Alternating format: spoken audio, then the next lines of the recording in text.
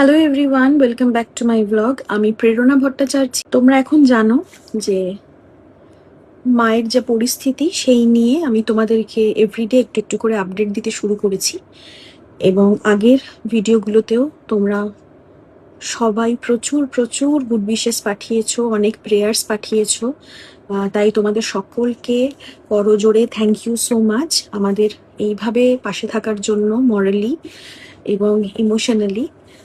তোমাদের really thank you so much. প্রচুর comment পাই এবং সেই কমেন্টগুলো হয়তো সবটা রিপ্লাই দেওয়া সম্ভব হয় না, কিন্তু আমি কমেন্টগুলো দেখি এবং বিশ্বাস করো অনেক মন থেকে অনেকটা জোর পাই। তোমাদের এত প্রার্থনা আমি জানি বিফলে যাবে না, এবং আমরা জানি যে এই ক্যান্সারের জার্নিটা, এটা খুব কঠিন একটা জার্নি এবং এটা অনেক বড় একটা জার্নি।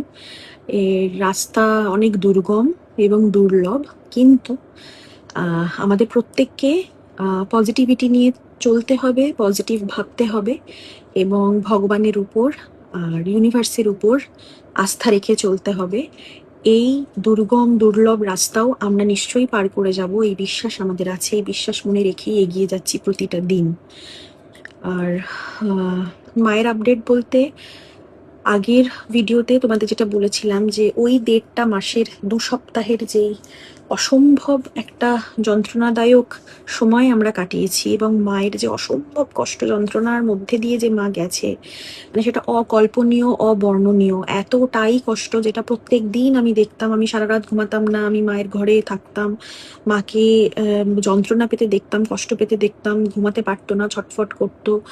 আমি প্রতিটা জিনিস, আমি এবং বাবা যখনই যখনই মায়ের সঙ্গে থেকেছি, আমরা প্রত্যেকটা দিন আমরা দেখেছি যে সেই কষ্টটা কি।